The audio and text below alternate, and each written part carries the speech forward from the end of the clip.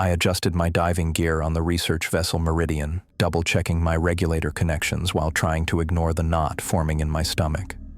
The triple pay rate had seemed too good to pass up when I first got the call from Oceanic Industries, but now, standing on the deck with the wind whipping across my face, I was starting to think no amount of money was worth this feeling. Oxygen levels optimal, buoyancy compensator functioning normally, I muttered to myself, going through my standard checklist. The familiar routine usually calmed my nerves before a dive, but not today. Kyle was already suited up beside me, practically bouncing on his heels with excitement. Man, can you believe this setup? State-of-the-art equipment, private research vessel. We hit the jackpot with this gig, Troy. I nodded without enthusiasm, watching Aurora Davidson approach from the command center. She walked with perfect posture, clipboard clutched to her chest like it contained state secrets. For all I knew, it did. "Mr. Wang, Mr. Hansen," she said, her voice as crisp as her pressed lab coat. "Final briefing before descent. Your target is at 220 feet. You'll be documenting what we believe to be a vessel of historical maritime interest." "What kind of vessel are we talking about?" I asked. "Military? Commercial? How old?" Aurora's expression didn't change. "As I've stated previously, you'll be fully briefed on relevant details once you've made visual confirmation." "That's not how this works," I said, trying to keep frustration from my voice. "We need to know what we're diving into. Different wrecks present different hazards. Your safety concerns have been noted and addressed in the preparation of this mission," she replied, not actually addressing anything. "The submarine will monitor your progress and provide assistance if needed." At the mention of the submarine, I glanced toward the sleek black vessel that had surfaced about 50 yards from our position an hour ago. I'd worked plenty of salvage operations in my 15 years as a commercial diver, but I'd never seen support equipment like that. "What's with the sub anyway?" I asked. "Seems like overkill for a standard documentation dive." Dr. Hayes, who had been standing silently behind Aurora, stepped forward. He was a tall man with thinning hair who hadn't said more than 10 words to me since I boarded the Meridian. "The submarine is merely for support," he said casually, though something in his tone felt rehearsed. "Standard procedure for operations at this depth." I wanted to point out that there was nothing standard about any of this, but I bit my tongue. The crew members working around us moved with an odd synchronicity, speaking in whispers when they spoke at all. None of them would look me in the eye. Kyle clapped me on the shoulder. "Stop worrying so much, Troy. More toys to play with means safer dive for us, right?" I wished I shared his optimism. Kyle had always been the type to jump first and look for the landing spot on the way down. It made him a talented diver, but sometimes clouded his judgment. The radio crackled to life, and a voice from the submarine came through. "Meridian, this is DSV Hermes. We are in position and ready to monitor the dive operation." The voice was so flat and emotionless it almost sounded computerized. I glanced at Kyle to see if he'd noticed, but he was busy adjusting his dive computer. "Acknowledged, Hermes," Aurora responded. "Divers are preparing for descent." I peered at the submarine, trying to make out any figures behind the tinted windows, but they remained hidden from view. The vessel itself was unlike any submarine I'd ever seen. No visible propulsion system, no standard conning tower, just smooth black surfaces that seemed to absorb rather than reflect the sunlight. Kyle finished his preparations and gave me a thumbs up. "Ready when you are, partner." I nodded and began my final equipment check. The weight of my tanks felt reassuring against my back, the only familiar thing in this increasingly strange situation. "Mr. Wang," Aurora said, "is there a problem?" I realized I'd been standing still, staring at the submarine. "No problem. Just being thorough." She checked her watch. "We're behind schedule. Please proceed with the dive as planned." As Kyle and I moved toward the dive platform, I caught fragments of conversation between two crew members. "Just like the others. Won't matter after today anyway." They fell silent when they noticed me looking their way. One of them busied himself with some equipment, while the other walked quickly in the opposite direction. The platform lowered us toward the water's surface. Kyle was grinning behind his mask, giving me another thumbs up. I returned the gesture automatically, but my mind was racing. Everything about this job felt wrong. The secrecy, the advanced equipment, the crew's behavior. It all added up to something far beyond a simple documentation of a historical shipwreck. "Comms check," Kyle's voice came through my headset as we hit the water. "Reading you," I replied. "Meridian to dive team, we have you on tracking," came Aurora's voice. "Proceed to target coordinates." We descended into the blue, leaving the research vessel behind. The water was unusually clear for this part of the Atlantic, visibility extending far beyond what I'd expected. Another anomaly to add to the growing list. "This is going to be awesome," Kyle said through the comm. "I bet it's something big they don't want their competitors to know about. Maybe a Spanish galleon full of gold." I didn't respond. My attention was fixed on the submarine now keeping pace with us about 30 yards away. Its movements were too precise, too smooth for a vessel that size. "Hermes to dive team," came that same flat voice. "Current depth 100 feet. Target bearing 180 from your position." As we continued our descent, I couldn't shake the growing certainty that something was fundamentally wrong with this entire operation. Every instinct I'd developed over years of diving in dangerous conditions was screaming at me to abort, to head back to the surface and get as far away from the Meridian and its mysterious submarine as possible.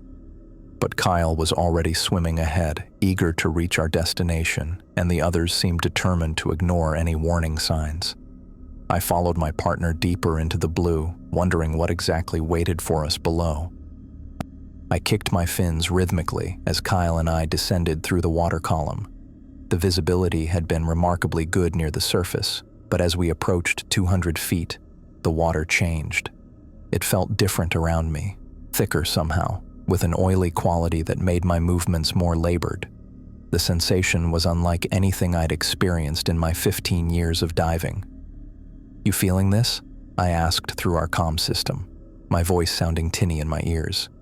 "Feeling what?" Kyle replied, his enthusiasm undiminished. I tried to explain the strange viscosity, but couldn't find the right words. Instead, I focused on maintaining our descent rate and keeping Kyle in sight. The beam from my headlamp cut through the darkening water, creating eerie shadows that seemed to move independently of the currents. Kyle suddenly slowed, pointing to our right. "Troy, check that out." I turned my head and saw what had caught his attention. A school of silver fish moved through the water about 20 yards away, but something about their movement made me pause. They turned in perfect unison, creating shapes and patterns that reminded me of computer animations rather than natural behavior. "That's not right," I said, watching as the entire school changed direction simultaneously, without a single fish breaking formation. "Fish don't move like that." "Too coordinated," Kyle agreed, his voice carrying a hint of wonder rather than concern. "Like they're all controlled by the same brain." The fish continued their synchronized dance for another moment before disappearing into the darkness beyond our lights. I felt a chill that had nothing to do with the water temperature. "Let's keep going," Kyle said, already kicking downward again. "We should be getting close to the target coordinates." I followed, fighting against my instinct to turn back. The water grew darker, requiring me to increase the brightness of my headlamp. The beam seemed to get swallowed more quickly than it should have, as if the water itself was absorbing the light. Then something massive emerged from the darkness below us. "Holy shit," Kyle whispered. The shape resolved itself into the unmistakable silhouette of a ship, but not a modern vessel. This looked ancient, with curved hull plates and ornate metalwork along what must have been the gunnels. My light played across its surface, revealing details that made no sense. The metal showed no signs of corrosion, no growth of barnacles or algae. For something that must have been underwater for decades, if not centuries, it appeared impossibly well preserved. "This can't be right," I said, more to myself than to Kyle. "Nothing stays this clean down here." Kyle was already swimming toward it, his excitement palpable even through the comm system. "This is incredible. Do you have any idea what we found?" I didn't answer. Something felt fundamentally wrong about the vessel. As we got closer, I searched for any identifying marks, a name, a flag, anything that might tell us its origin. There was nothing. Just smooth, dark metal with those strange ornamental patterns that didn't match any nautical design I recognized. "I'm going in," Kyle announced, pointing to a large breach in the hull near what appeared to be the bow. "Kyle, wait. We should document the exterior first and report back to—" "No time," he cut me off. "We need to see what's inside while we still have enough air." Before I could protest further, he'd swam through the opening. I hovered outside, my unease growing stronger. Every instinct told me to turn around, to head back to the surface and never return to this place. But I couldn't leave Kyle alone. With a deep breath that tasted metallic through my regulator, I followed him into the breach. The interior was even more disorienting than the outside. My headlamp illuminated corridors that seemed to bend in ways that defied logic. Passages curved at angles that shouldn't have been possible given the ship's external dimensions. The rooms we passed appeared larger than they could physically be, as if the interior space somehow exceeded the exterior. "Kyle," I called, my voice tight. "Something's not right about this place." He was several yards ahead, moving with purpose. "I know. It's amazing, isn't it? Like nothing I've ever seen." That wasn't what I meant, but he was already turning down another corridor. I followed reluctantly, trying to maintain my bearings, but the layout made no sense. We should have reached the far hull by now, yet the passages continued to stretch before us. "Look at this," Kyle said, his light focused on the wall beside him. I swam closer and saw what had caught his attention. Strange symbols were carved into the metal, intricate patterns of curves and angles that reminded me vaguely of Sanskrit or some ancient hieroglyphics, but unlike any writing system I'd ever seen. As my light played across them, I could have sworn they emitted a faint blue-green glow of their own. "They're moving," Kyle whispered. I blinked, thinking it was a trick of the light or the water, but when I looked directly at any specific symbol, it appeared static. It was only in my peripheral vision that they seemed to shift and change, as if rearranging themselves when not observed directly. "We need to go," I said, the words coming out more forcefully than I intended. "This isn't a normal shipwreck." Kyle didn't respond. He was staring down a side passage where a distinct glow emanated from somewhere deeper in the vessel. Unlike our artificial lights, this illumination pulsed with the same blue-green color as the symbols. "I'm checking that out," he said, already swimming toward it. I wanted to grab him, to physically drag him back toward the exit, but he moved too quickly. The dread in my gut intensified as I watched him disappear around a bend, following that unnatural light. "God damn it, Kyle," I muttered, then kicked after him. The passage he'd taken twisted in impossible ways. I tried to keep track of our route, but after the third turn I realized we should have broken through the outer hull again. Instead, we were moving deeper into the vessel, as if the interior space folded in on itself. The symbols on the walls grew more numerous and complex as we progressed. Their glow intensified too, providing enough light that I could have turned off my headlamp. I didn't. Something about keeping my own light felt like maintaining a tenuous connection to reality. "Kyle," I called again, my voice echoing strangely in the metal corridor. "We need to turn back. Our air won't last forever." "Just a little further," he replied, his voice distant, the lights coming from some kind of central chamber up ahead. I continued following him, each kick of my fins feeling like a terrible mistake. The symbols on the walls seemed to pulse in rhythm now, like a heartbeat. When I looked away from them directly, I could see them writhing in my peripheral vision, forming new patterns that somehow felt meaningful, as if they were trying to communicate something I wasn't equipped to understand. The eerie carvings only heightened my certainty that we had stumbled upon something that defied natural laws. This wasn't just an unusual shipwreck, it was something else entirely. Something that shouldn't exist in our world. Yet here we were, swimming deeper into its impossible geometry, drawn forward by lights that shouldn't be glowing after centuries underwater. And ahead of us, the passage widened into what must have been the central chamber Kyle had mentioned, the source of that pulsing blue-green glow that now filled the water around us. I entered the ship's central chamber alongside Kyle, my headlamp cutting through the murky water to reveal what lay ahead. The beam swept across a vast spherical room that defied all logic of shipbuilding. This wasn't a compartment. It was a perfect sphere carved into the heart of the vessel, its walls covered in the same glowing symbols we'd seen in the corridors, only here they blazed with intensity. "Holy shit," Kyle's voice crackled through my comm. "Are you seeing this?" I couldn't answer, my attention fixed on what hung suspended in the center of the chamber. At the heart of the room floated something massive, whale-sized, yet nothing like any marine creature I'd ever encountered in 15 years of diving. It resembled a giant jellyfish, but that comparison fell short of capturing its alien nature. Its body was translucent, almost crystalline, revealing internal organs that pulsed with the same blue-green light as the wall markings. Tentacles longer than telephone poles extended outward in all directions, swaying gently in the water with hypnotic rhythm.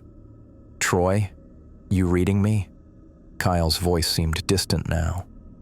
The creature had no visible eyes, yet I knew with absolute certainty that it was aware of us, studying us.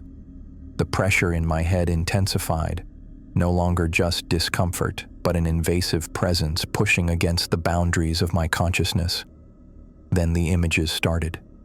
They flooded into my mind without warning, not like memories or dreams, but vivid scenes projected directly into my thoughts. I saw underwater cities with architecture that followed no human design principles, structures that curved and twisted in ways that hurt to look at. Strange beings moved through these cities, their forms shifting and changing as they went about incomprehensible tasks. I witnessed rituals performed around objects that glowed with the same light as this creature. Groups of entities gathered in circular formations, communicating without sound. My body no longer felt like my own. I watched with detached horror as my hand reached forward, stretching toward the nearest tentacle. I tried to stop myself, to pull back, but my muscles wouldn't respond to my commands. I was a passenger in my own body as I swam closer to the creature, drawn toward it by some force I couldn't fight. The tentacle undulated, reaching back toward me, closing the distance between us. A violent jerk yanked me backward. Kyle had grabbed my tank harness, pulling me away from the creature with enough force to spin me around. His face appeared in front of mine, eyes wide with panic behind his mask. "Troy, snap out of it."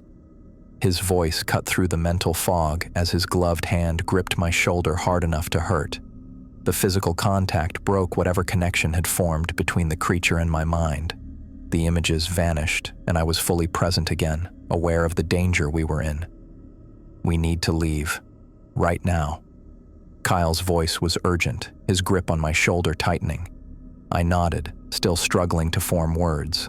The mental intrusion had left me disoriented, but Kyle's intervention had cleared enough of the fog for me to understand we were in mortal danger. We turned toward the entrance we'd come through, but something made me look back over my shoulder. The creature had abandoned its stationary position at the center of the chamber. Its massive form was moving with unnatural grace through the water, following us. The tentacles that had seemed almost decorative moments before now reached out with purpose, stretching toward us like hungry fingers. "It's coming after us." I finally found my voice, the words coming out in a panicked gasp. The symbols on the walls blazed more intensely as we swam, their light pulsing in sync with the creature's internal organs. The mental pressure I'd felt earlier returned, pushing against my thoughts, trying to regain control. "Faster!" Kyle shouted, his voice tight with fear. We swam desperately through the corridors, taking the same twisting, impossible route we'd followed to reach the central chamber. The passages that had seemed merely strange before now felt like a nightmare maze designed to trap us. I kicked my fins with every ounce of strength I had, propelling myself forward while fighting against the mental influence trying to slow me down. Behind us, the blue-green glow grew brighter. The creature was gaining on us, its massive body somehow navigating the narrow corridors with the same unnatural grace it had shown in the chamber. I could feel its presence growing closer with each passing moment, the mental pressure intensifying as the distance between us shrank. "The breach. We need to get to the breach," I gasped, remembering the opening in the hull that had brought us into this nightmare. Kyle didn't respond verbally, just swam harder. I followed his lead, pushing my body to its limits while fighting the growing intrusion in my mind. Images tried to force their way back in, the underwater cities, the strange beings, the rituals, but I focused on Kyle's fins ahead of me, using that visual anchor to keep the alien thoughts at bay. The corridors twisted around us, and I couldn't shake the feeling that they were changing as we moved through them, rearranging themselves to cut off our escape. The symbols on the walls seemed to be watching us, tracking our movements as we fled. The creature's presence loomed larger behind us, its tentacles reaching forward through the water, closing the distance with each passing second. I didn't dare look back again, focusing everything on the path ahead and the desperate swim toward freedom. I burst from the wreck with Kyle, my legs burning as I kicked with everything I had. The murky water churned around us as we pushed toward the surface, away from that impossible chamber. Behind us, the creature emerged from the breach in the hull, its massive form spilling out like liquid nightmare. Its tentacles spread in all directions, creating a web of searching appendages that cut through the water with unnatural speed. "Go! Go! Go!" I shouted through the comm, my voice tight with panic. Kyle didn't respond, but I could see him ahead of me, his fins kicking frantically as he angled toward the surface. The creature pulsed with that sickly blue-green light, illuminating the water around us in strobing flashes that made the ocean itself seem alive and hostile. I checked my gauge. The oxygen level had dropped into the red. We'd been down too long, distracted by the wreck, and then trapped inside that impossible ship. My lungs burned with each breath as the regulator struggled to deliver the last of my air supply. Running low on oxygen, I gasped into the comm. "How's your supply?" "Almost out," Kyle's voice came back, strained and breathless. "Where's the sub? Should be right above us." I looked up, expecting to see the Hermes hovering above, its lights creating a beacon of safety. Instead, there was only darkness. The submarine's lights had been visible when we'd descended, a constant presence that had tracked our movement. Now there was nothing. "I don't see..." The words died in my throat as the submarine's lights suddenly failed, plunging us into absolute darkness. One moment, I could make out Kyle's silhouette against the faint glow from above. The next, he vanished completely. The darkness was total, disorienting, the kind of blackness that makes you question if your eyes are even open. "Kyle?" I called out, trying to keep the rising panic from my voice. "Can you see anything?" "No." His voice came through the comm, higher pitched than normal. "Jesus, Troy, I can't see a damn thing." I could hear his breathing, quick, shallow gasps that matched my own. The sound filled my ears, amplified by the comm system, a soundtrack of fear that only heightened my own. I tried to control my breathing, to conserve what little oxygen I had left. "Stay calm," I said, though the words were as much for me as for him. "We need to..." Something brushed against my leg. I jerked away, twisting in the water, disoriented without any visual reference. The touch had been light but unmistakable. Something solid had made contact. "Something touched me," I hissed into the comm. "It's here," Kyle whispered back. "I can feel it."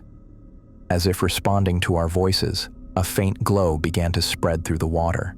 Not the reassuring beam of the submarine's lights, but the creature's bioluminescence, casting the water in that sickly blue-green glow.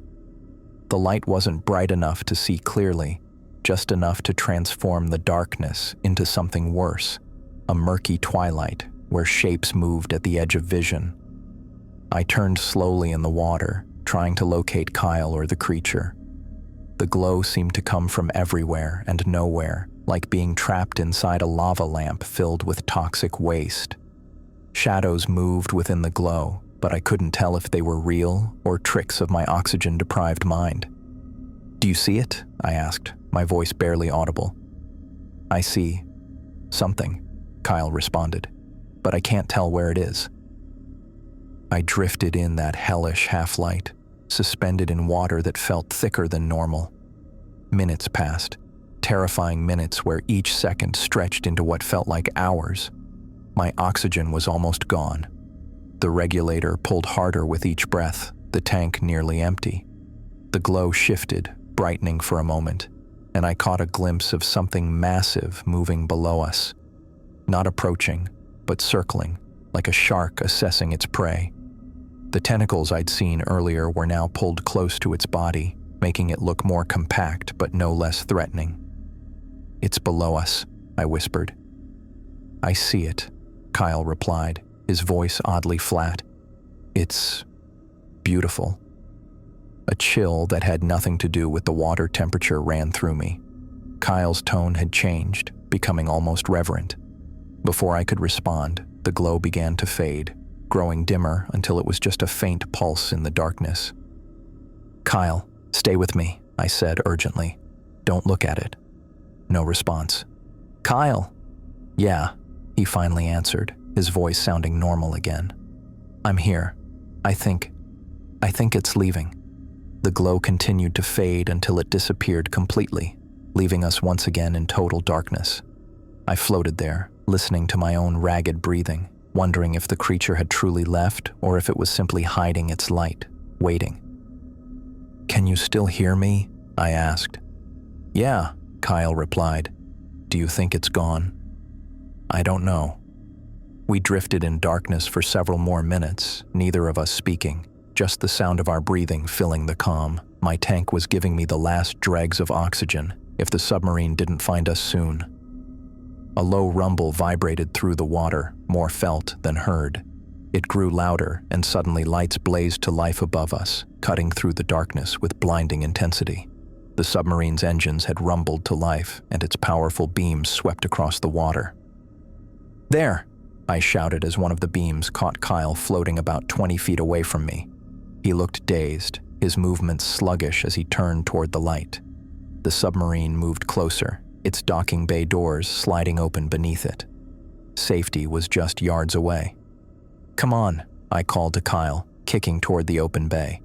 He nodded and began swimming toward it as well, his movements becoming more coordinated as we approached the submarine. We reached the docking bay together, grabbing the metal rungs that lined the entrance. My arms felt like lead as I hauled myself up and into the bay. Kyle followed, collapsing beside me on the metal floor as the bay doors closed beneath us, sealing out the ocean.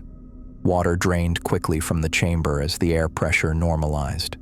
I pulled off my mask with shaking hands, gulping in fresh air that tasted sweeter than anything I could remember.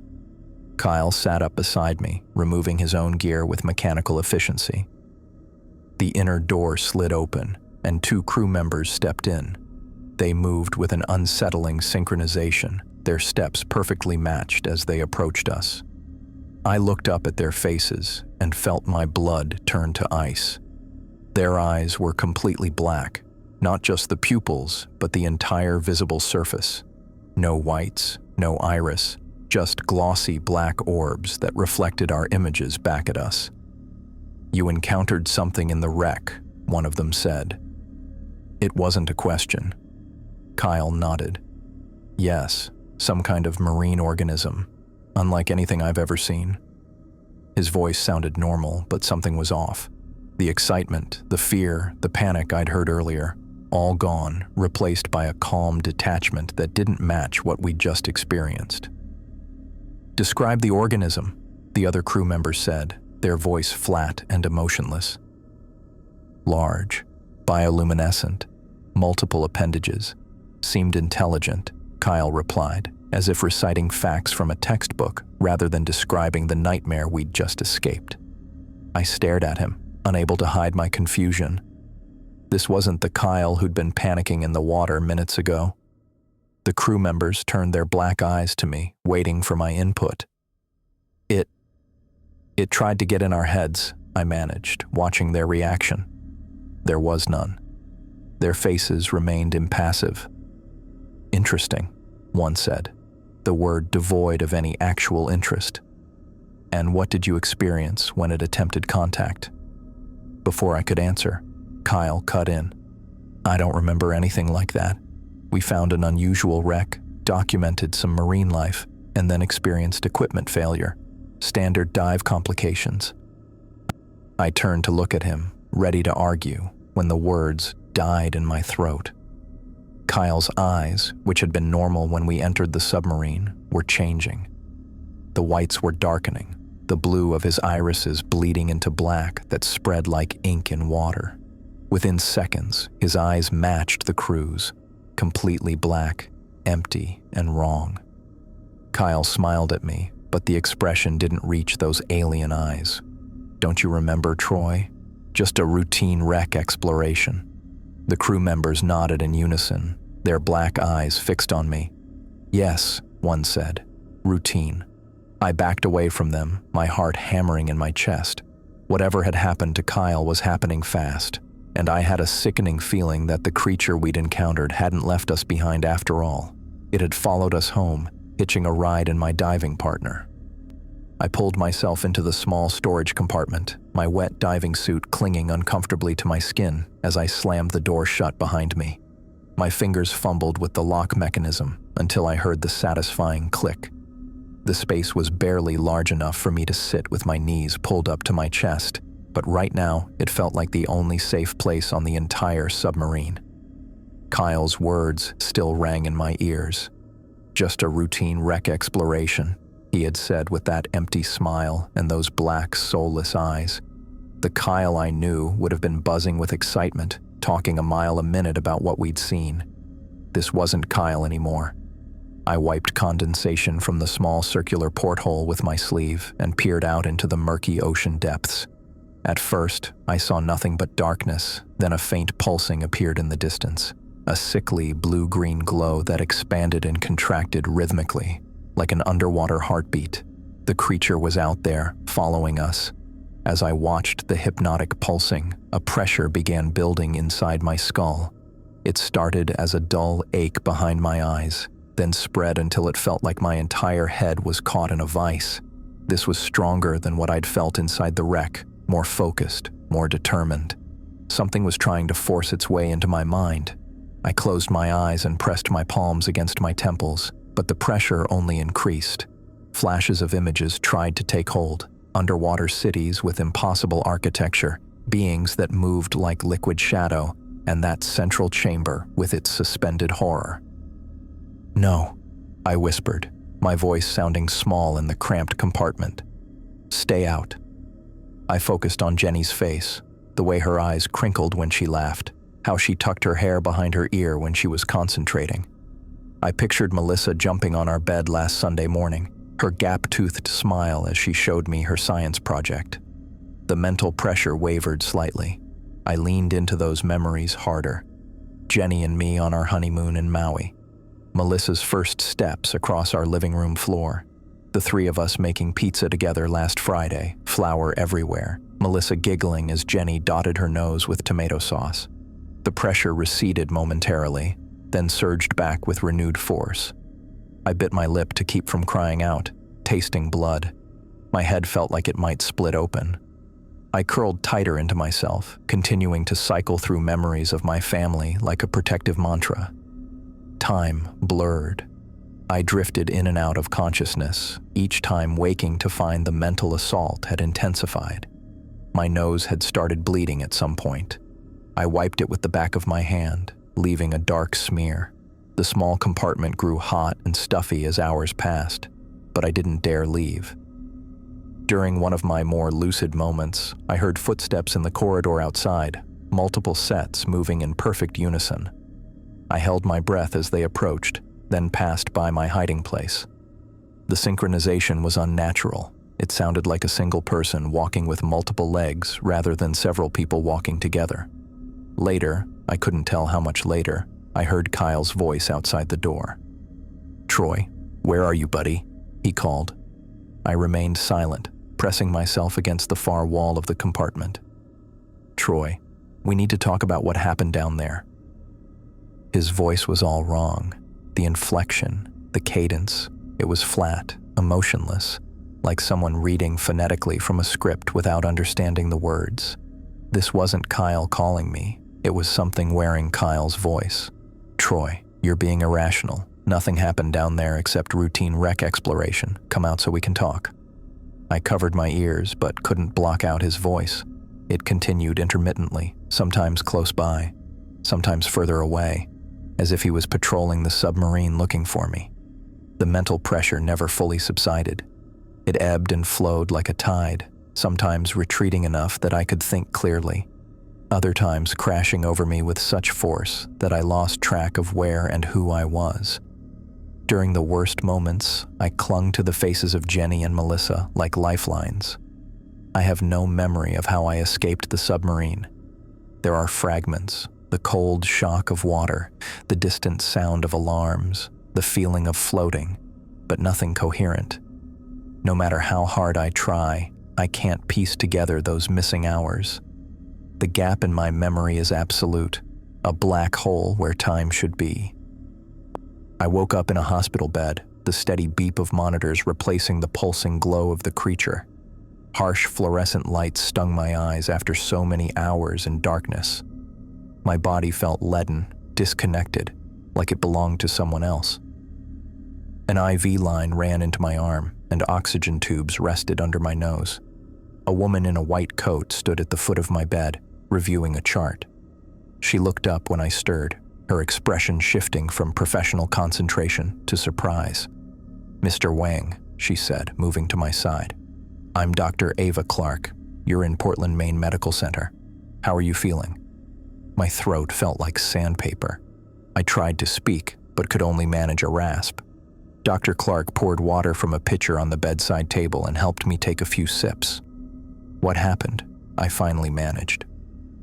"You were found in a life raft about 20 miles offshore," she explained, checking my vital signs as she spoke. "A fishing boat spotted you early yesterday morning. You were unconscious, suffering from decompression sickness and hypothermia. Do you remember how you got into the raft?" I shook my head, wincing at the pain the movement caused. "That's not uncommon with trauma," she said. "You're lucky to be alive. The Coast Guard has been looking for the research vessel you were working on. The Meridian, correct?" I nodded slightly. "And what about the others?" I asked, my voice still rough. "Kyle, the submarine crew?" Dr. Clark's expression became guarded. "You were alone in the raft, Mr. Wang. There's been no sign of anyone else." I closed my eyes, trying to process this information. Had anyone else escaped? Was Kyle still down there, his body inhabited by something else? Or had whatever took control of him decided his body was no longer useful? "You need to rest," Dr. Clark said, adjusting my IV. "You've been through a significant trauma. Your body needs time to recover from the decompression sickness. We've been treating you in the hyperbaric chamber, and you're responding well, but you're not out of the woods yet." "My family," I said. "My wife and daughter. Have they been notified?" "Yes, they're on their way from Boston. They should arrive within a few hours." Relief washed over me. Jenny and Melissa were coming. The thought of seeing them, touching them, knowing they were real and safe, was the only comfort in this nightmare. "Try to sleep if you can," Dr. Clark suggested. "I'll be back to check on you later." After she left, I stared at the ceiling, trying to make sense of everything that had happened. The wreck that wasn't a wreck, the creature in the chamber, Kyle's transformation, my escape that I couldn't remember. I knew one thing with absolute certainty. Whatever we had encountered down there wasn't finished with us. The missing submarine crew and Kyle were proof of that. And as I lay in that hospital bed, I couldn't shake the feeling that I hadn't truly escaped at all. I sat frozen in the hospital chair as Dr. Valdez delivered the news, her words hitting me like physical blows. "I'm sorry, Mr. Wang. "But I need to inform you that the submarine has been located," she said, her tone clinical yet gentle. "It was completely empty. No crew members, no equipment, and no sign of your partner, Kyle." My mouth went dry. Empty?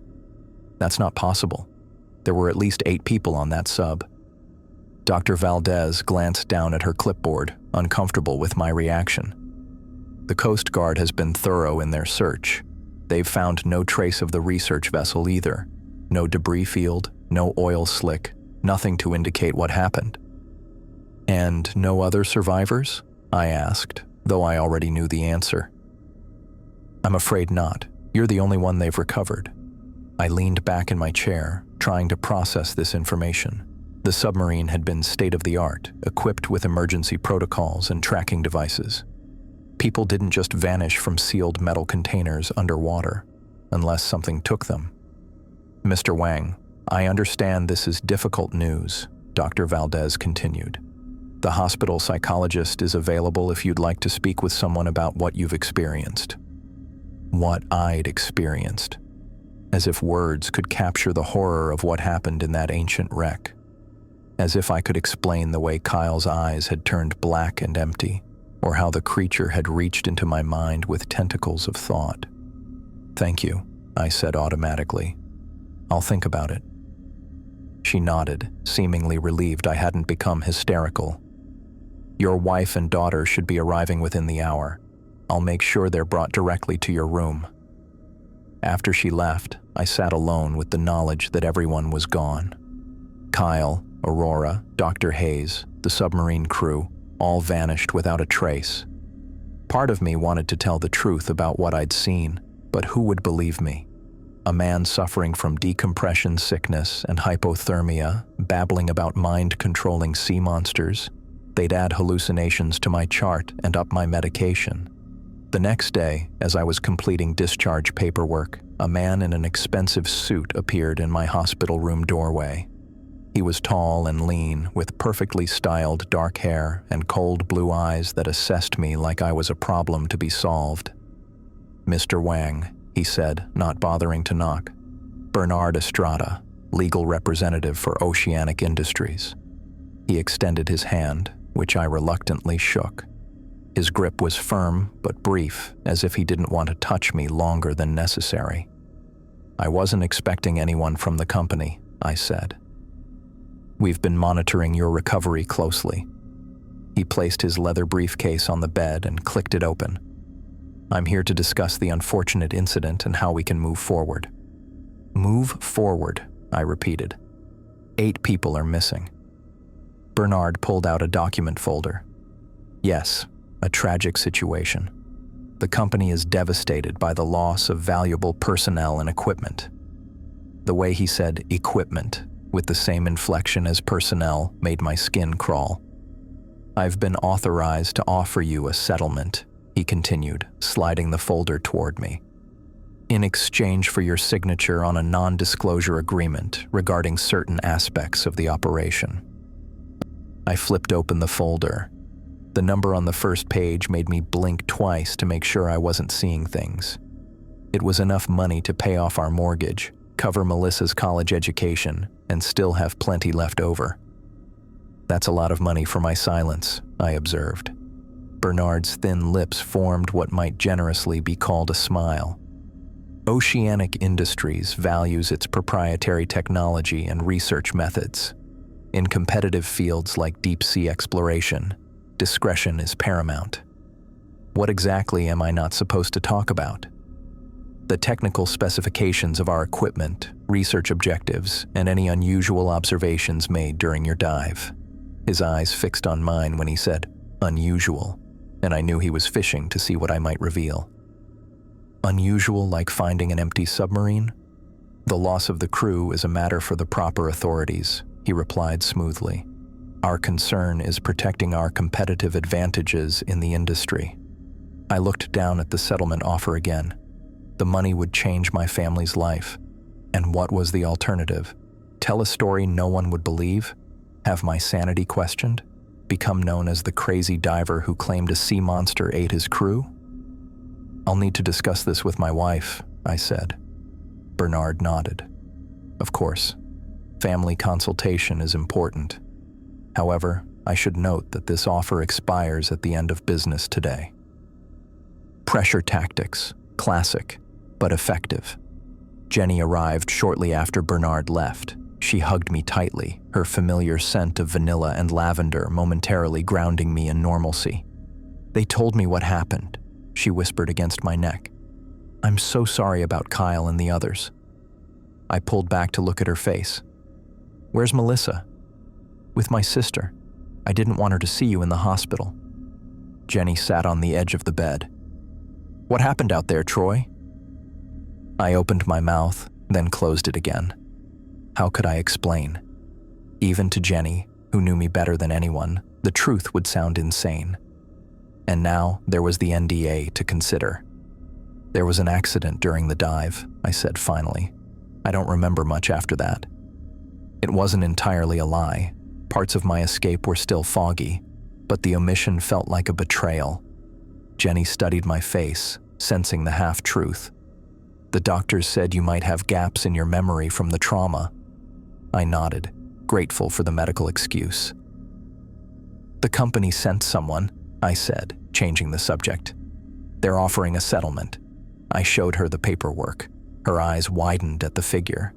That's a lot of money, she said, echoing my earlier thought. They want me to sign an NDA about their equipment and research. Jenny looked up sharply. Do they know something about what happened to the others? I don't think so, I said, though I wasn't sure. I think they're just covering themselves legally. We discussed it for hours. The money would give us security, options we'd never had before. And as Jenny gently pointed out, fighting a corporation like Oceanic Industries would be expensive and likely futile. In the end, I signed the papers. Bernard returned before the end of the day, collected the signed documents, and handed me a certified check with a nod of satisfaction. Wise decision, Mr. Wang, he said. I wish you a full recovery. As he turned to leave, I called after him. Have you found Kyle yet? Bernard paused at the door. The search continues. We remain hopeful. But his tone made it clear there was no hope at all. Half a year passed. The settlement money sat in our bank account, barely touched except for paying off our debts. I couldn't bring myself to spend it freely, as if enjoying it would somehow dishonor what had happened. The Coast Guard eventually called off their search, and Kyle and the others were officially declared lost at sea. I couldn't stay in Massachusetts. The Atlantic Ocean was too close, its vastness a constant reminder of what lurked beneath. Jenny understood without me having to explain fully. She agreed when I suggested moving inland, far from any coast.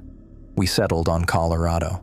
The mountains felt safe, solid, unchanging in a way the ocean never could be.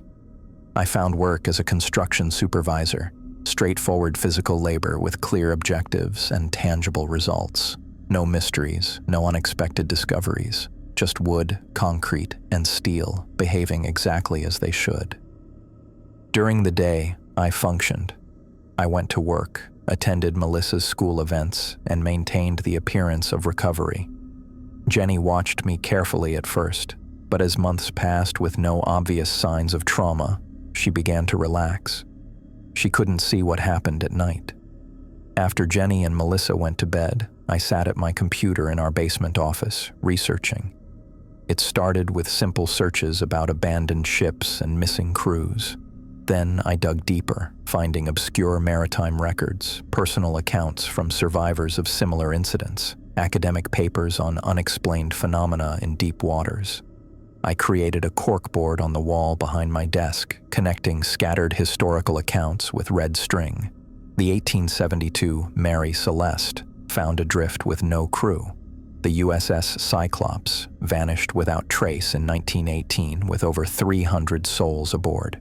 Smaller incidents, less famous but equally mysterious. Fishing boats found circling aimlessly, their crews gone, but meals still warm on plates. And the lights. So many accounts mentioned strange lights in the deep, blue-green, pulsing, hypnotic. Sailors throughout history described them with the limited vocabulary of their times, St. Elmo's fire beneath the waves, the devil's lantern, the calling lights. I printed everything, creating thick folders of evidence that meant nothing to anyone but me. Sometimes I caught Jenny looking at my growing collection with concern, but she never asked directly.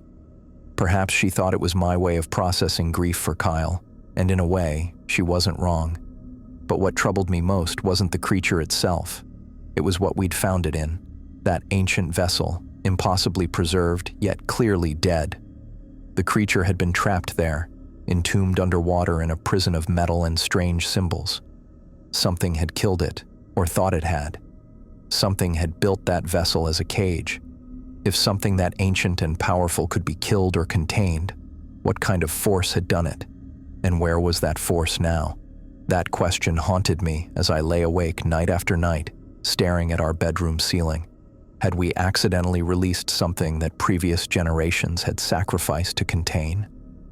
Or was this just one of many such entities, waiting in the dark depths for unwary explorers?